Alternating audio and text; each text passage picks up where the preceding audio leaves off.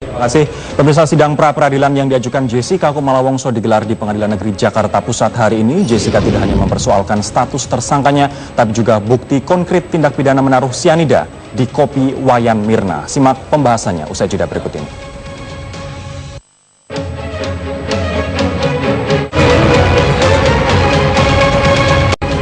Pengadilan Negeri Jakarta Pusat menggelar sidang pra-peradilan yang diajukan Jessica Kumala Wongso, tersangka kasus kematian Wayan Mirna. Tersangka Jessica mempersoalkan alat bukti serta penahanan dan penetapannya sebagai tersangka. Sidang pra-peradilan yang diajukan Jessica Kumala Wongso dipimpin Hakim Tunggal Wayan Netra. Sidang beragendakan pembacaan permohonan yang disampaikan kuasa hukum Jessica. Dalam gugatannya, kuasa hukum Jessica mempersoalkan laporan kematian Wayan Mirna dari Polsek Metro Tanah Abang, Jakarta Pusat sebagai alat bukti permulaan sesuai dengan peraturan Kapolri nomor 14 tahun 2012 tentang manajemen penyidikan. Kuasa hukum Jessica juga mempermasalahkan penggeledahan yang dilakukan sejumlah polisi dari unit 1 Jatanras Polda Metro Jaya di rumah orang tua Jessica karena tanpa dilengkapi izin dari pengadilan setempat. Tidak hanya itu, aksi polisi meminta permohonan pencegahan Jessica ke Dirjen Imigrasi selama 6 bulan juga dianggap sewenang-wenang. Pasalnya, status Jessica saat itu masih sebagai saksi. Kuasa hukum Jessica juga sempat mempertanyakan bukti konkret Jessica melakukan tindak pidana, yakni menuangkan sianida ke kopi yang diminum Wayan Mirna. Padahal kopi dengan gelas yang sama juga diminum oleh Hani. Maka sudilah hakim tinggal memberikan amar putusan sebagai berikut. 1. Menerima dan mengabulkan semua permohonan pra-peradilan ini. 2. Menyatakan penahanan tersangka Jessica Kumala atau Jessica Kumala Wongso tidak sah karena tidak disertai perbuatan yang konkret. 3. Memerintahkan termohon pra-peradilan segera mengeluarkan tersangka Jessica Kumala atau Jessica Kumala Wongso dari rumah tahanan Polda Metro Jaya dan mengangkat cekal yang bersangkutan. Nah, pertanyaannya kemudian, betulkah atau kuatkah apa yang disampaikan oleh tim kuasa hukum dari Jessica ini, dan akankah Jessica menang dalam sidang pra-peradilan ini? Kami akan membahasnya dalam dialog Primetime News usai kumandang azan maghrib berikut ini. Kita kembali di Primetime News, pemirsa. Sidang perdana pra-peradilan menjadi babak baru kasus dugaan pembunuhan Mirna dengan tersangka Jessica Wongso. Sejak awal kasus ini memang mengundang kontroversi. Kasus pembunuhan terhadap Wayan Mirna Salihin yang diduga dilakukan Jessica Wongso kembali menarik perhatian setelah digelar sidang perdana permohonan pra-peradilan Selasa ini. Materi permohonan pra-peradilan adalah tidak sahnya penangkapan dan penetapan tersangka kepada Jessica. Yaitu penahanan tidak sah. Orang tidak berbuat, melakukan perbuatan pidana menaruh racun, ditahan, itu apa nggak melanggar hak asasi manusia? Karena tidak ada fakta konkretnya. Menaruh racun sianida dalam kopi itu. Hukum ini kan pidana itu kan yang dicarikan perbuatan, bukan asumsi. Namun Polda Metro Jaya meyakinkan bahwa penahanan Jessica oleh penyidik dilakukan setelah memiliki 2 alat bukti. Bukti yang kalau orang menahan berarti polisi menahan berarti ada bukti yang cukup, itu 2 alat bukti minimal, ya minimal 2 alat bukti plus keyakinan daripada penyidik. Proses penetapan Jessica sebagai tersangka kasus dugaan pembunuhan Mirna memang mengundang kontroversi sejak awal.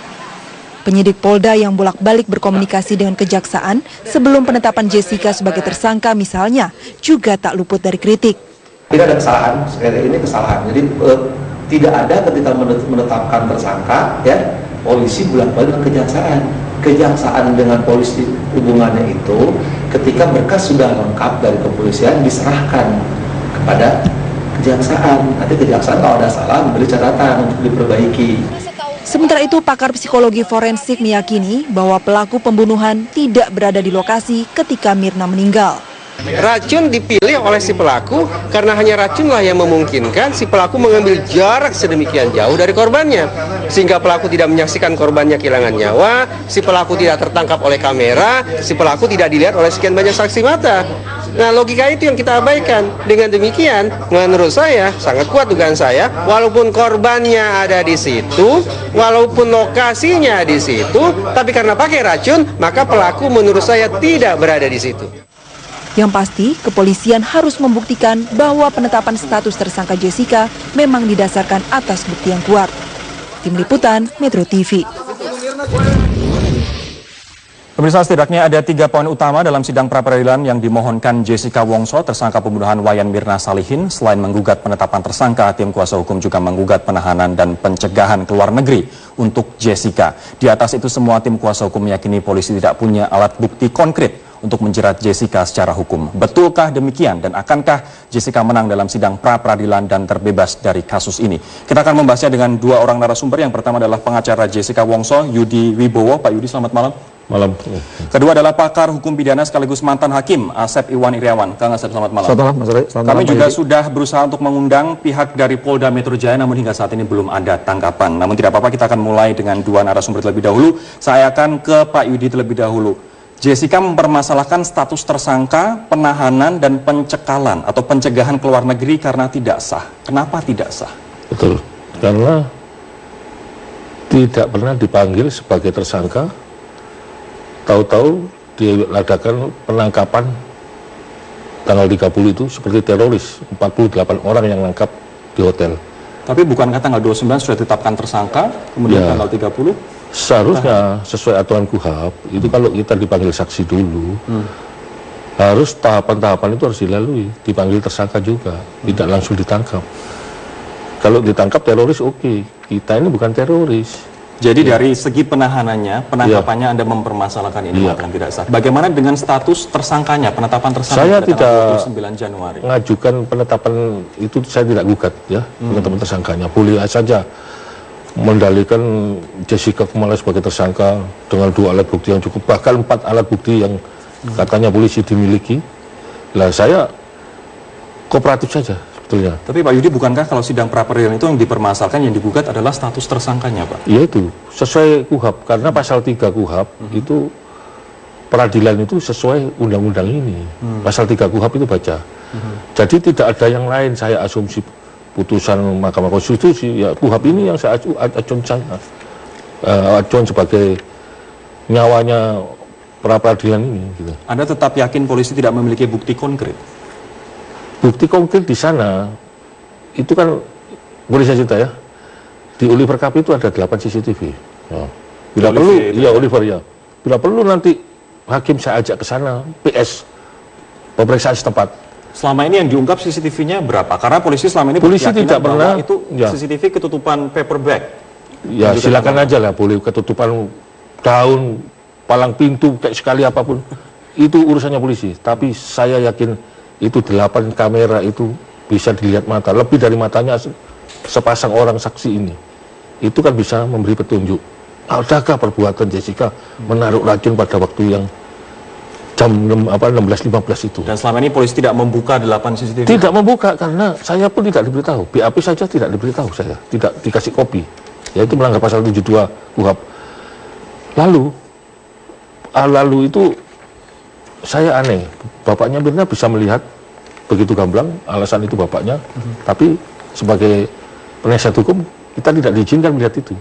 Aliasnya rahasia. Gitu. Anda melihat ada ketidakadilan antara perlakuan kuasa Nah, hukum itu dengan... kan Anda yang ngomong ya. Tapi saya hanya boleh cerita Saya saja. ngomong, tapi saya ingin kesetujuan Anda setuju atau tidak dengan pernyataan saya? Bisa saja, bisa saja. Itu merupakan ketimpangan. Saya takut nanti ada orang tersinggung nanti. Oke. Ya. Baik, saya akan ke Kang Asep sekarang. Kang Asep, Anda melihat bahwa 3 hal utama ini, walaupun tadi status tersangka tidak dipermasalahkan, tidak sah. Ya, bicara hukum acara, bicara legalitas. Benar dikatakan Pak Yudi adalah pasal 3. Proses peradilan menggunakan undang-undang ini. Nah, pengaturan pra-peradilan diatur dalam pasal 1 butir 10, pasal 77. Jadi sah tidaknya penangkapan, penahanan, penyidikan. Jadi penetapan tersangka yang lagi sekarang gara-gara ada hakim yang memutus itu, saya termasuk yang tidak setuju. Saya awalnya tidak setuju dengan mengajukan pra-peradilan. Tapi begitu tadi saya mendengar berita, dia tidak mengajukan penetapan tersangka, berarti betul. Dia mempermasalahkan sah tidaknya penahanan ya Pak. Penahanan. Itu masuk, itu objek pra-peradilan. Pra-peradilan itu sah tidaknya penahanan. Nah, pengaturan penahanan diatur pasal 17, pasal 18, ya pasal 72, 75, itu jelas gini, Rod. penahanan itu harus, nih penjelasannya kalimatnya bagus, harus betul-betul yang melakukan tindak pidana. Jadi ketika dia menetapkan seorang penyidik penetapan tersangka, di penjelasan pasal 817 itu harus betul-betul dia pelaku yang melakukan tindak pidana. Dan harus ada saat ini? Ya, saya nggak tahu, makanya situ didukung ada bukti permulaan. Nah, bukti permulaan itu di 183 sampai jelas. Keterangan saksi, keterangan ahli, surat, petunjuk, keterangan terdakwa. Jadi, nah 2 minimum. Nah, sekarang apa yang menetapkan penahanan itu harus 2 bukti minimum tadi?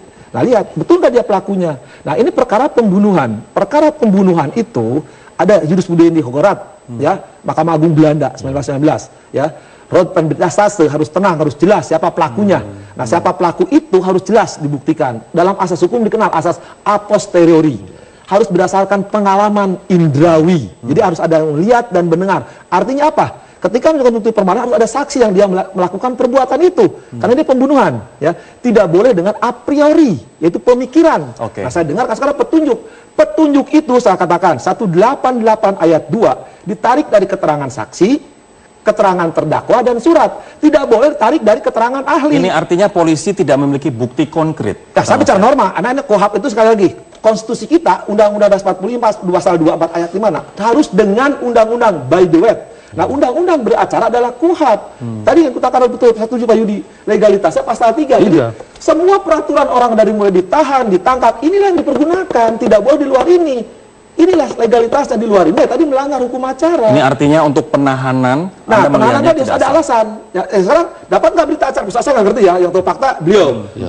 Penahanan itu ada berita acara, tadi pasal 72. Ini berita acara tidak ada? Nah, saya tanya, berita acara ada, tapi panggilan dari tersangka itu tidak ada. Nah, berita acara itu penahanan, penyitaan, penggeledahan, dan itu segera atas perintah penasihat hukum harus disampaikan. Kalau enggak, ya nggak sah. Itu perintah KUHP. Ya, yang disebut berita acara di pasal 75 itu diperinci dari penahanan sampai penggeledahan. Nah, pasal 17, 18 juga segera kalimatnya. Jadi kalau mereka ada berita acara harus dapat. Kalau nggak dapat nggak boleh. Jadi keluarganya harus dapat penahanan, penangkapan. Bahkan yang penting yang dikatakan oleh Pak Yudi tadi, ketika Rory manggil sebagai penyidik, sebagai saksi, ya dipanggil, kemudian tiba-tiba sekarang jadi tersangka. Tujuannya harus jelas, identitasnya, alasannya, pasalnya, itu harus tepat. Ada pasal 71 kalau nggak salah itu. Ya.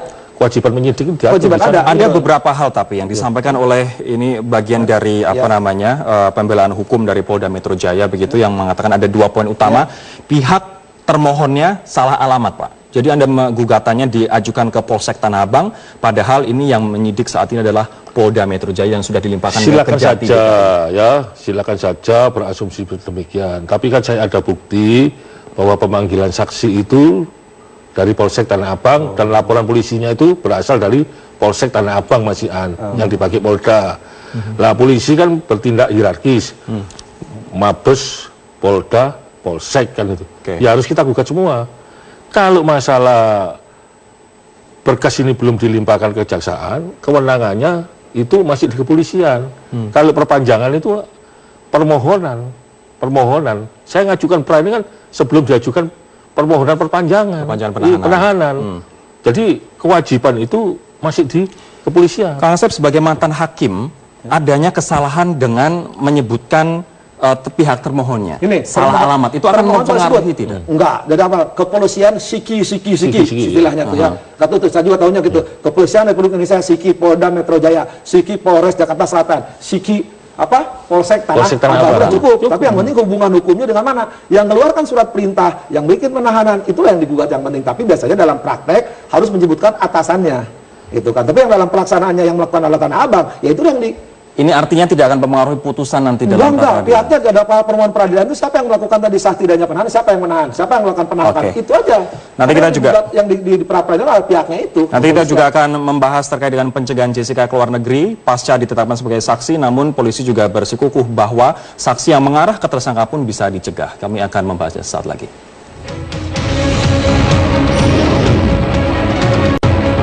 Sekarang kembali ke Pak Yudi. Pak Yudi, polisi berkeyakinan mereka punya alat bukti lengkap sehingga berkas pun sudah dilimpahkan ke kejaksaan dan kejaksaan akan mempelajari maksimal 2 minggu begitu. Betulkah bukti polisi sudah lengkap? Ya itu secara teori KUHP memang begitu. Ya. Polisi melemparkan berkas ke kejaksaan maunya supaya P21. Tapi jaksa tidak bodoh. Kalau tidak ada bukti konkret itu saya rasa dikembalikan lagi kepada polisi. Jadi P19 lagi? Iya, P19 dalam waktu 14 hari. Anda yakin bukti konkret ini memang Begini, tidak ada? ini bukan soal keyakinan, ya keyakinan itu milik hakim. Tapi itu hanya teori hukum yang diatur di KUHP, ya aturan seperti itu. Tapi yang ditanyakan tadi, kalau ada bukti konkret mungkin P21. Tapi ini tidak ada? Tidak ada bukti konkret, saya yakin. Artinya nanti kejaksaan akan mengembalikan lagi ke Bisa Polda. juga, bisa juga. Kang, Anda melihat ada bukti konkret tidak sih sebenarnya? Sebenarnya bukan bukti konkret, bukti itu diatur, keterangan saksi, keterangan ahli, surat, petunjuk, keterangan terdakwa. Nah, sebut bukti lengkap itu minimum 2 alat bukti. Oke. Itu bisa meyakinkan hakim. Jadi hakim yakin itu karena alat bukti. Nah, alat bukti sekali lagi, alat bukti dalam perkara pembunuhan tadi harus dia lihat, dia dengar, ya. Dilihat atau didengar? Dengar, tadi ajasnya ajas a posteriori. A posteriori. Jadi indrawi. Empiris, Empiris, sekali lagi ya. itu teori asas tidak dikesampingkan. Sementara CCTV tidak menunjukkan Nah, sekarang Jessica memasukkan cyanida. itu yang penting dalam perkara pembunuhan itu harus bagaimana dia sering saya paling demen tuh bapak ini kalau ngomong siapa yang menggerakkan itu diajarkan oleh Profesor Mulyatno, seluruh buku ajas hukum mengajarkan, Lamintang, Mulyatno, Andi Hajar dan semua ahli hukum mengatakan kalau perkara pembunuhan harus ada tindak nyata. Malah mungkin dengar kemarin kita dalam siaran ini kejaksaan ngomong dalam perkara novel dia tidak ada yang melihat, mendengar, menyaksikan novel membunuh. Ini pun sama, korbannya ada, apakah ada yang menyaksikan Jessica memasukkan, itu yang penting. Tapi fakta bahwa Jessica sudah pesan datang terlebih dahulu 40 menit, kemudian pesan, kemudian gerak-gerik yang terekam dalam CCTV tidak cukup untuk apakah menggambarkan. ketika pesan gerak-gerik itu diartikan dia membunuh? Belum tentu. Hukum tulis fakta, ini akibatnya apa? Pembunuhan, ancamannya mati. Nah kalau ini sembarang mengarahkan dari gerak-gerik, dari pesan, itu tidak, bagi hukum tidak mempengaruhi fakta peristiwanya apa, bagaimana dia melakukan pembunuhan, yaitu cyanida, faktanya ada kan, bagaimana cyanida oleh si Jessica dimasukkan, itu konkret pertanyaan Dan pertamanya. itu tidak terlihat. Tidak terlihat, selama itu tidak ada yang melihat, tidak ada yang menyaksikan, fatal bagi saya. Oke, kalau Pak Yudi sendiri melihat Anda juga mempermasalahkan, Jessica juga mempermasalahkan terkait dengan pencegahan ke luar negeri, tapi polisi ini melalui Kasubdit Bantuan Hukum, Polda Metro Jaya menyatakan bahwa polisi berhak melakukan pencegahan terhadap seseorang saksi yang berpotensi mengarah kepada tersangka. Diatur dalam Undang-Undang Imigrasi. Ya, boleh saja itu haknya polisi ya. Tapi kalau nanti itu seandainya diputus penahanannya tidak sah, ya harus pencegahannya dicabut ya. Karena tanggal 26 itu dicekal, tanggal 30 baru dipanggil sebagai, bukan panggil, ditangkap sebagai tersangka. Tapi gini juga Mas Yudi, Pak Yudi ya, ada yang sangat janggal yang di luar kuhap. Ketika belum ditetapkan tersangka, apa ketika SPDP, pemberitahuan surat penyidikan, itu sudah ada tersangka, tapi itu belum. Malah penyidik udah datang ke kejaksaan tuh nggak boleh konsultasi. Konsultasi kejaksaan itu berkas 110 kuhap mengatur, berkas lengkap kirim, kalau enggak dikembalikan. Tapi kalau sebelum penetapan tersangka, polisi sudah datang ke jaksa, itu salah. Artinya apa? Jaksa ikut serta menetapkan tersangka, itu fatal dalam hukum. Jadi ketika misalnya berkas lengkap kirim, tapi kalau belum tersangka ditetapkan, polisi tidak boleh datang kepada kejaksaan, dan kejaksaan itu tidak boleh memberi petunjuk karena belum. Nah, kalau berkas tidak lengkap mau gimana? Nah, itu kan bahaya. Kemarin saya lihat adanya penyidik yang datang kepada kejaksaan, itu fatal, tidak boleh. Sekali lagi jaksa tidak boleh ikut campur sebelum berkas lengkap. Nah, berkas lengkap kalau kurang sudah tanda tangan. Ini artinya kalaupun misalnya bukti konkret tadi tidak ada, alat bukti tidak ada, jaksa pun kalau misalnya tidak terbukti harus mengembalikan. Harus kembalikan. Kalau bisa lengkap juga belum jaminan. Kalau misalkan P21 katakan P21, jaksa harus jelas mana kalau kelengkapannya.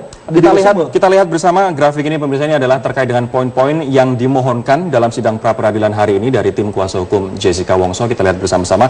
Ada 21 poin, tapi kami akan merangkumnya dalam sekitar 7 poin. Ini menerima dan mengabulkan semua permohonan pra peradilan ini, permintaannya, kemudian menyatakan penahanan Jessica Kumala Wongso tidak sah karena tidak disertai bukti konkret, kemudian memerintahkan termohon pra peradilan, dalam hal ini adalah Polda Metro Jaya, namun dibilang Polda Metro Jaya salah alamat begitu, segera melepas Jessica dari rutan Polda Metro Jaya dan mencabut cekalnya. Kemudian nomor 4, apabila hakim tunggal berpendapat lain, mohon diputuskan seadil-adilnya. Kalau misalnya ini saya akan mengambil dari pengalaman Kang Asep sebagai hakim, apa yang akan diputuskan? Kalau saya sebagai hakim, maaf dengan segala hormat ya, saya tak mencabut, tapi saya percaya hakim yang memutus ini adalah saya kenal baik. Seorang hakim yang pintar, dia muridnya Profesor Dr. Suparman, Ketua Muda Pidana. Tanpa saya mencampuri urusan hakim, sekali karena Roni tanya, kalau saya sebagai hakim, kalau tadi persyaratan pasal 17, pasal 18, pasal 72, 75, ada yang 71 yang dilanggar, maaf ya dengan segala, akan saya kabulkan pra peradilannya. Karena telah memasuki ini wilayah kewenangan pra peradilan. Ini artinya dengan dikabulkan Jessica Wongso akan terbebas dari status tersangka. Bukan, tadi kalau pra peradilan dikabulkan artinya penahanan tidak sah, bukan berarti tersangka belum tentu terbukti perbuatan. Ini hanya prosedural bahwa penahanannya tidak sah. Tapi kalau penyidik melakukannya silakan. Artinya jadi tidak berarti Jessica bebas, cuma penahanannya tidak sah. Cuma nanti kalau misalkan dia mau menyelidiki, silakan. Sidang pengadilan, apakah perbuatan dia dilakukan. Sekali lagi, perlu diperjelas oleh publik semua. Ini pra-peradilan yang dipersoalkan oleh beliau ini, kebetulan dia bagus ya, pada masalah penahanan. Ini penahanan sah atau tidak? Jadi kalau penahanan tidak sah, katakanlah tidak memenuhi persyaratan tadi yang disebut segera berita acara, bukan berarti bahwa Jessica itu tidak melakukan perbuatan. Masih bisa diproses lagi penahanan sesuai dengan prosedur kembali ke KUHP. Nah, tapi nanti kalau misalkan apakah perbuatannya di sidang pengadilan. Tapi artinya sebenarnya ada logika yang mengatakan begini. Ya kalau tersangkanya tidak sah, otomatis dia tidak berbuat. Baik, saya akan membahas lebih jauh lagi ini terkait dengan kabarnya pengacara juga akan mengajukan saksi ahli yang sangat istimewa. Siapa saja dan apa harapannya dari keterangan saksi ahli itu? Kami akan kembali sesaat lagi.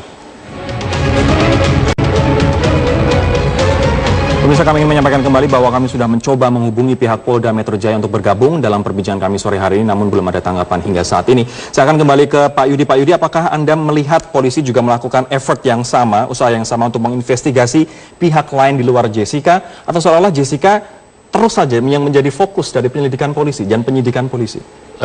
Saya tidak bisa melihat berkas yang lain ya, selain klien saya ya. Itu mereka melarang.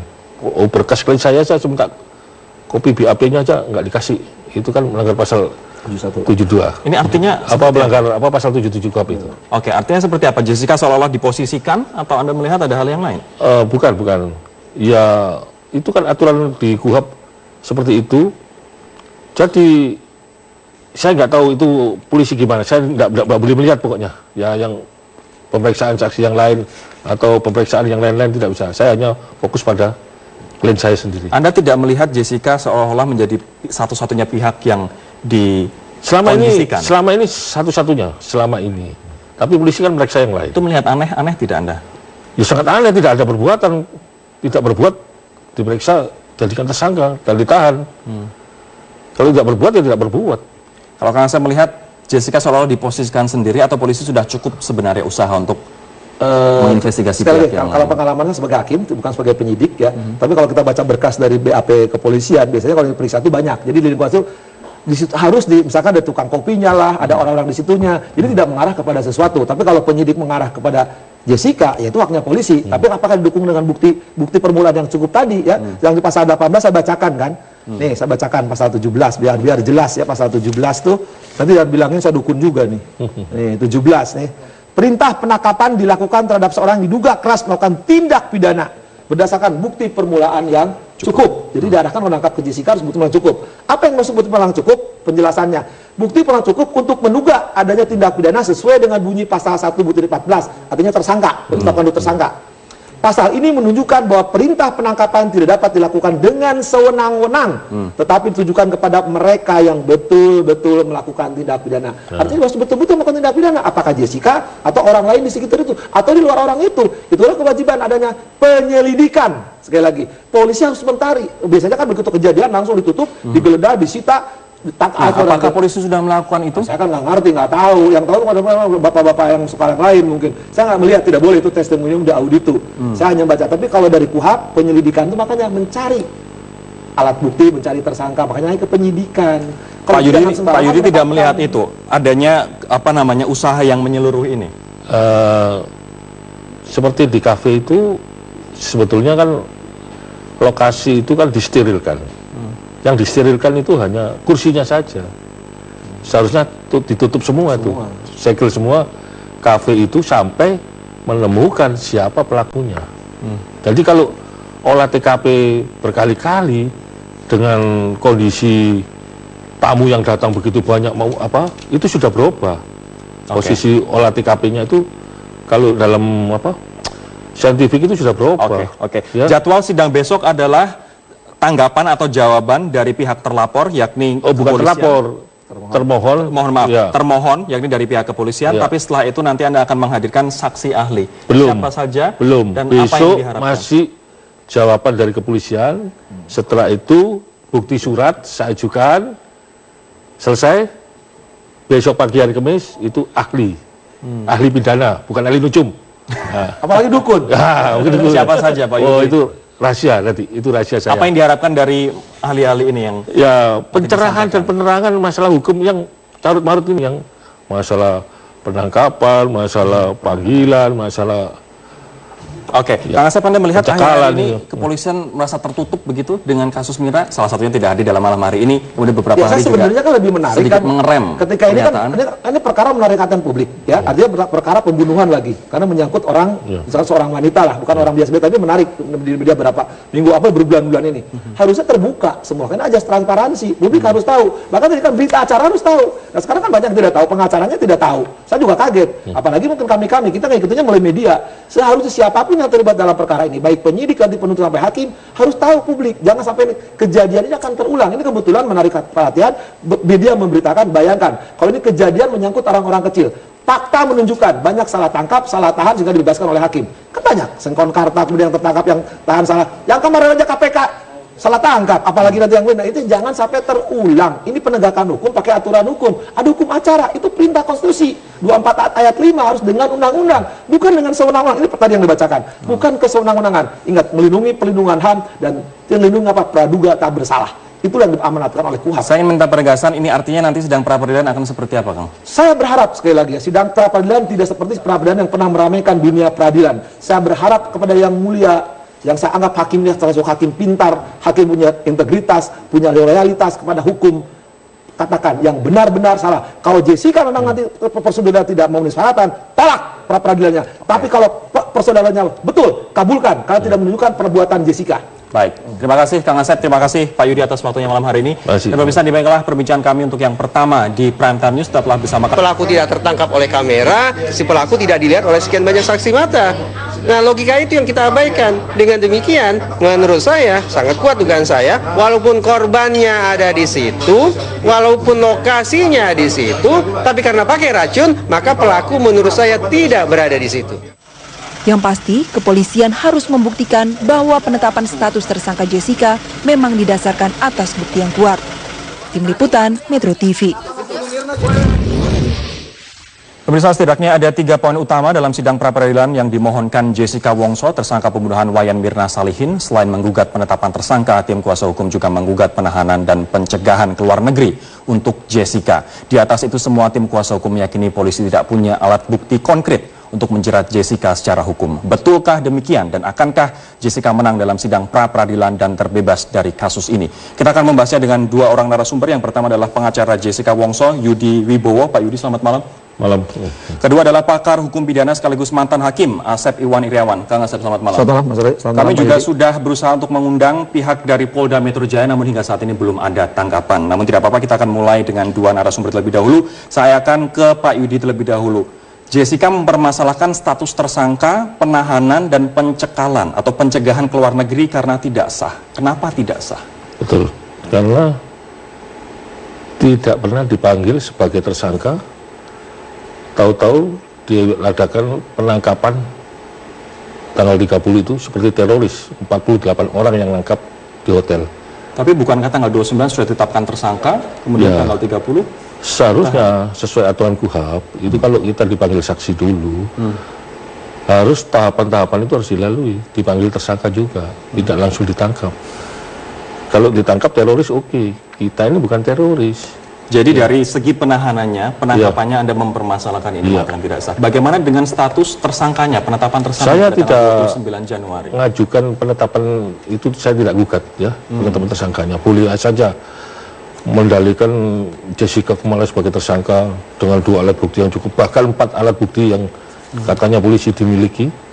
Lah saya kooperatif saja sebetulnya. Tapi Pak Yudi, bukankah kalau sidang pra-peradilan itu yang dipermasalahkan, yang digugat adalah status tersangkanya, Pak? Ya itu, sesuai KUHAP, karena pasal 3 KUHAP itu peradilan itu sesuai undang-undang ini. Pasal 3 KUHAP itu baca.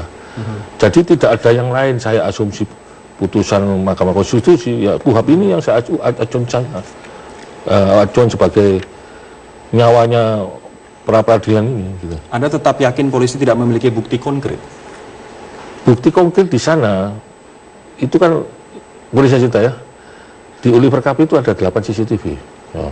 Bila perlu, ya Oliver ya, bila perlu nanti hakim saya ajak ke sana, PS, pemeriksaan setempat. Selama ini yang diungkap CCTV-nya berapa? Karena polisi selama ini Polisi berkeyakinan tidak bahwa pernah, itu ya. CCTV ketutupan paper bag. Ya silakan aja lah, boleh ketutupan daun, palang pintu, kayak sekali apapun. Itu urusannya polisi. Tapi saya yakin itu 8 kamera itu bisa dilihat mata. Lebih dari matanya sepasang orang saksi ini. Itu kan bisa memberi petunjuk. Adakah perbuatan Jessica menaruh racun pada waktu yang jam 16.15 itu? Dan selama ini polisi tidak membuka 8 CCTV? Tidak membuka karena saya pun tidak diberitahu. BAP saja tidak diberitahu saya. Tidak dikasih kopi. Yaitu melanggar pasal 72 KUHP. Lalu itu saya aneh. Bapaknya Mirna bisa melihat begitu gamblang, alasan itu bapaknya. Tapi sebagai penasihat hukum, kita tidak diizinkan melihat itu. Aliasnya rahasia. Gitu. Anda melihat ada ketidakadilan antara perlakuan kuasa hukum itu kan Anda yang ngomong ya, tapi saya boleh cerita saya saja. ngomong, tapi saya ingin kesetujuan Anda setuju atau tidak dengan pernyataan saya? Bisa saja. Itu merupakan ketimpangan. Saya takut nanti ada orang tersinggung nanti. Oke. Ya. Baik, saya akan ke Kang Asep sekarang. Kang Asep, Anda melihat bahwa 3 hal utama ini, walaupun tadi status tersangka tidak dipermasalahkan, tidak sah. Ya, bicara hukum acara, bicara legalitas. Benar dikatakan Pak Yudi adalah pasal 3. Proses peradilan menggunakan undang-undang ini. Nah, pengaturan pra-peradilan diatur dalam pasal 1 butir 10 pasal 77. Jadi sah tidaknya penangkapan, penahanan, penyidikan. Jadi penetapan tersangka yang lagi sekarang gara-gara ada hakim yang memutus itu, saya termasuk yang tidak setuju. Rutan Polda Metro Jaya dan mencabut cekalnya. Kemudian nomor 4, apabila hakim tunggal berpendapat lain, mohon diputuskan seadil-adilnya. Kalau misalnya ini saya akan mengambil dari pengalaman Kang Asep sebagai hakim, apa yang akan diputuskan? Kalau saya sebagai hakim, maaf dengan segala hormat ya, saya tak mencabut, tapi saya percaya hakim yang memutus ini adalah, saya kenal baik, seorang hakim yang pintar, dia muridnya Profesor Dr. Suparman, Ketua Muda Pidana, tanpa saya mencampuri urusan hakim, sekali karena Roni tanya, kalau saya sebagai hakim, kalau tadi persyaratan pasal 17, pasal 18, pasal 72, 75, ada yang 71 yang dilanggar, maaf ya dengan segala, akan saya kabulkan pra-peradilannya. Karena telah memasuki ini wilayah kewenangan pra-peradilan. Ini artinya dengan dikabulkan Jessica Wongso akan terbebas dari status tersangka. Bukan, tadi kalau pra-peradilan dikabulkan artinya penahanan tidak sah, bukan berarti tersangka belum tentu terbukti perbuatan. Ini hanya prosedural bahwa penahanannya tidak sah. Tapi kalau penyidik melakukannya silakan. Artinya jadi tidak berarti Jessica bebas, cuma penahanannya tidak sah. Cuma nanti kalau misalkan dia menyelidiki, silakan. Sidang pengadilan, apakah perbuatan dia dilakukan. Sekali lagi, perlu diperjelas oleh publik semua. Ini pra-peradilan yang dipersoalkan oleh beliau ini, kebetulan dia bagus ya, pada masalah penahanan. Ini sah atau tidak? Jadi kalau penahanan tidak sah, katakanlah tidak memenuhi persyaratan tadi yang disebut segera berita acara, bukan berarti bahwa Jessica itu tidak melakukan perbuatan. Masih bisa diproses lagi penahanan sesuai dengan prosedur kembali ke KUHP. Nah, tapi nanti kalau misalkan apakah perbuatannya di sidang pengadilan. Tapi artinya sebenarnya ada logika yang mengatakan begini. Ya kalau tersangkanya tidak sah, otomatis dia tidak berbuat. Baik, saya akan membahas lebih jauh lagi ini terkait dengan kabarnya pengacara juga akan mengajukan saksi ahli yang sangat istimewa. Siapa saja dan apa harapannya dari keterangan saksi ahli itu? Kami akan kembali sesaat lagi. Pemirsa, kami ingin menyampaikan kembali bahwa kami sudah mencoba menghubungi pihak Polda Metro Jaya untuk bergabung dalam perbincangan kami sore hari ini, namun belum ada tanggapan hingga saat ini. Saya akan kembali ke Pak Yudi. Pak Yudi, apakah Anda melihat polisi juga melakukan effort yang sama, usaha yang sama untuk menginvestigasi pihak lain di luar Jessica, atau seolah-olah Jessica terus saja yang menjadi fokus dari penyelidikan polisi dan penyidikan polisi?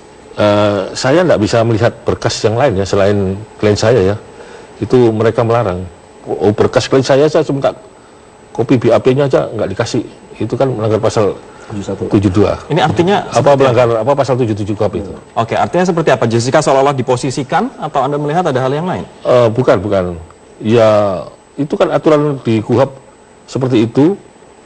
Jadi saya nggak tahu itu polisi gimana. Saya nggak boleh melihat pokoknya. Ya yang pemeriksaan saksi yang lain atau pemeriksaan yang lain-lain tidak bisa. Saya hanya fokus pada klien saya sendiri. Anda tidak melihat Jessica seolah-olah menjadi satu-satunya pihak yang selama ini satu-satunya selama ini. Tapi polisi kan meriksa yang lain. Itu melihat aneh tidak Anda? Ya sangat aneh, tidak ada perbuatan, tidak berbuat diperiksa, jadikan tersangka dan ditahan. Kalau tidak berbuat ya tidak berbuat. Kalau karena saya melihat Jessica seolah-olah diposisikan sendiri atau polisi sudah cukup sebenarnya usaha untuk menginvestigasi pihak yang kalau pengalamannya sebagai hakim, bukan sebagai penyidik ya. Tapi kalau kita baca berkas dari BAP kepolisian, biasanya kalau diperiksa itu banyak. Jadi di lingkungan itu misalkan ada tukang kopinya lah, ada orang-orang di situnya, jadi tidak mengarah kepada sesuatu. Tapi kalau penyidik mengarah kepada Jessica, ya itu haknya polisi. Tapi apakah didukung dengan bukti permulaan yang cukup tadi ya? Yang di pasal 18 saya bacakan kan. Nih, saya bacakan pasal 17 biar jelas ya. Pasal 17 tuh nanti bilangin saya dukun juga nih. Nih, 17 nih.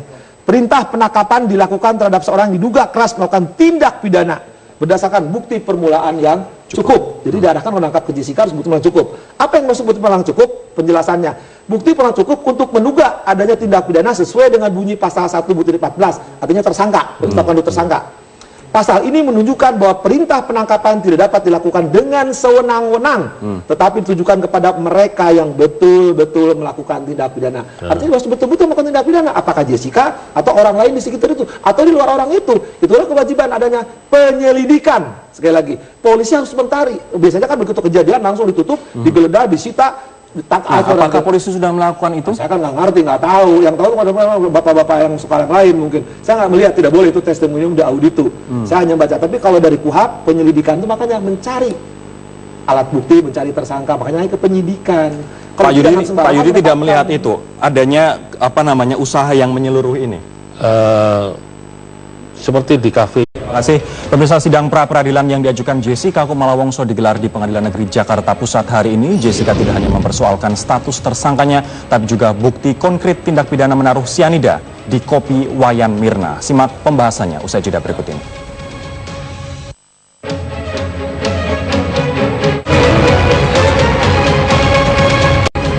Pengadilan Negeri Jakarta Pusat menggelar sidang pra-peradilan yang diajukan Jessica Kumala Wongso, tersangka kasus kematian Wayan Mirna. Tersangka Jessica mempersoalkan alat bukti serta penahanan dan penetapannya sebagai tersangka.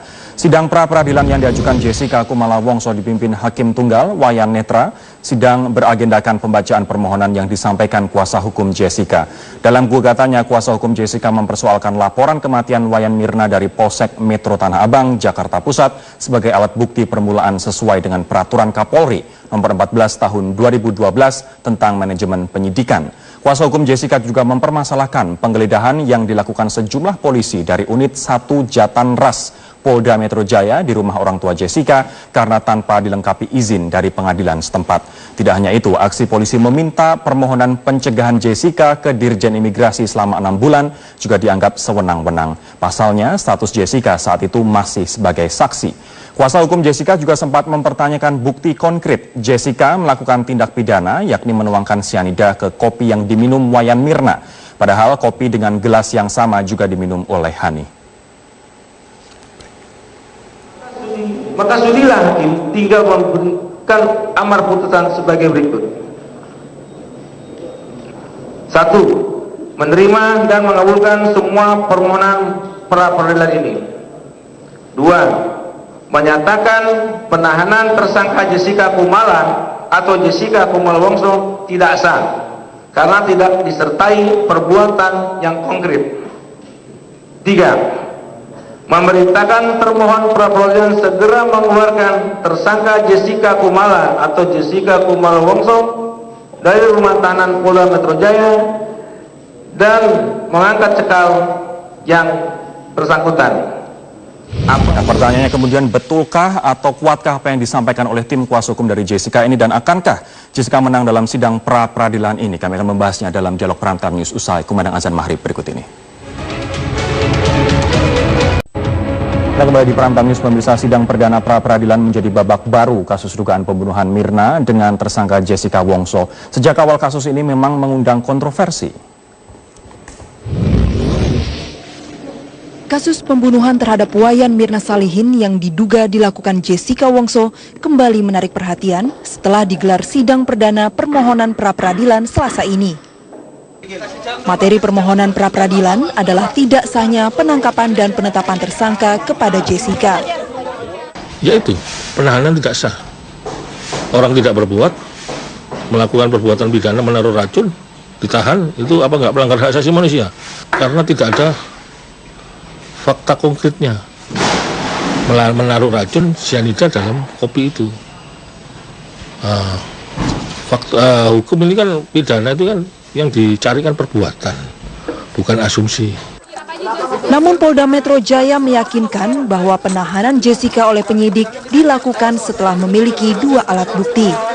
Bukti yang kalau orang menahan berarti polisi menahan berarti ada bukti yang cukup, itu 2 alat bukti minimal, ya minimal 2 alat bukti plus keyakinan daripada penyidik.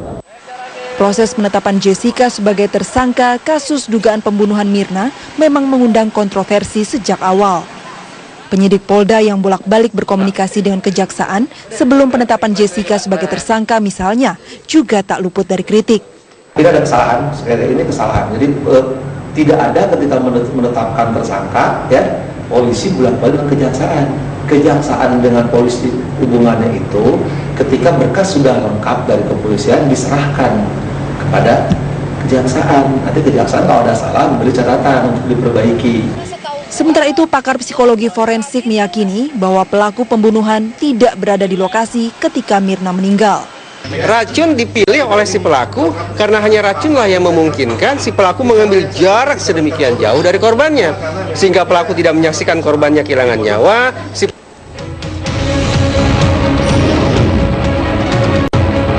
Saya akan kembali ke Pak Yudi. Pak Yudi, polisi berkeyakinan mereka punya alat bukti lengkap sehingga berkas pun sudah dilimpahkan ke kejaksaan dan kejaksaan akan mempelajari maksimal 2 minggu begitu. Betulkah bukti polisi sudah lengkap?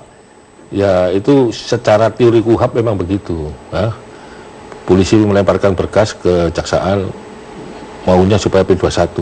Tapi jaksa tidak bodoh. Kalau tidak ada bukti konkret itu, saya rasa dikembalikan lagi kepada polisi. Jadi P19 lagi? Iya, P19 dalam waktu 14 hari.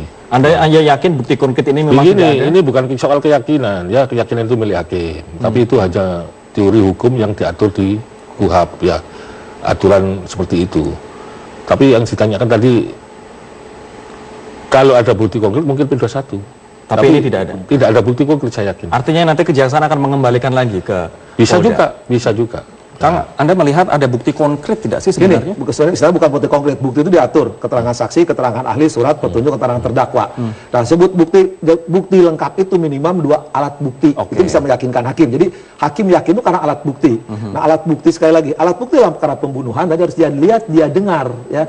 Kalau dilihat atau didengar? Dengar. Tadi ajasnya ajas a posteriori. Jadi indrawi. Empiris. Itu teori asas tidak kesampingkan. Sementara CCTV tidak menunjukkan Jessica memasukkan cyanida. Itu yang penting dalam perkara pembunuhan itu harus bagaimana dia sering siapa yang demen tuh Bapak ini kalau ngomong siapa yang menggerakkan itu diajarkan oleh Profesor Mulyatno, seluruh buku ajas hukum mengajarkan. Lamintang, Mulyatno, Andi Hajar dan semua ahli hukum mengatakan kalau perkara pembunuhan harus ada tindak nyata. Malah Mugarab dengar kemarin kita dalam siaran ini kejaksaan ngomong dalam perkara novel dia tidak ada yang melihat, mendengar, menyaksikan novel membunuh. Ini pun sama, korbannya ada, apakah ada yang menyaksikan Jessica memasukkan, itu yang penting. Tapi fakta bahwa Jessica sudah pesan datang terlebih dahulu 40 menit, kemudian pesan, kemudian gerak-gerik yang terekam dalam CCTV tidak cukup untuk menggambarkan. Apakah ketika pesan gerak-gerik itu diartikan dia membunuh? Belum tentu. Hukum itu harus fakta, ini akibatnya apa? Pembunuhan, ancamannya mati. Nah kalau ini sembarang mengarahkan dari gerak-gerik, dari pesan, itu tidak, bagi hukum tidak mempengaruhi fakta peristiwanya apa, bagaimana dia melakukan pembunuhan, yaitu cyanida, faktanya ada kan, bagaimana cyanida oleh si Jessica dimasukkan, itu konkret pertanyaan pertamanya. Dan itu tidak terlihat? Tidak terlihat, selama itu tidak ada yang melihat, tidak ada yang menyaksikan, fatal bagi saya. Oke, kalau Pak Yudi sendiri melihat Anda juga mempermasalahkan, Jessica juga mempermasalahkan terkait dengan pencegahan ke luar negeri, tapi polisi ini melalui Kasubdit Bantuan Hukum, Polda Metro Jaya menyatakan bahwa polisi berhak melakukan pencegahan terhadap seseorang saksi yang berpotensi mengarah kepada tersangka. Diatur dalam Undang-Undang Imigrasi. Ya, boleh saja itu haknya polisi ya. Tapi kalau nanti itu seandainya diputus penahanannya tidak sah, ya harus pencegahannya dicabut ya. Karena tanggal 26 itu dicekal, tanggal 30 baru dipanggil sebagai, bukan panggil, ditangkap sebagai tersangka. Tapi gini juga Mas Yudi, Pak Yudi ya, ada yang sangat janggal yang di luar KUHAP. Ketika belum ditetapkan tersangka, atau ketika SPDP, pemberitahuan surat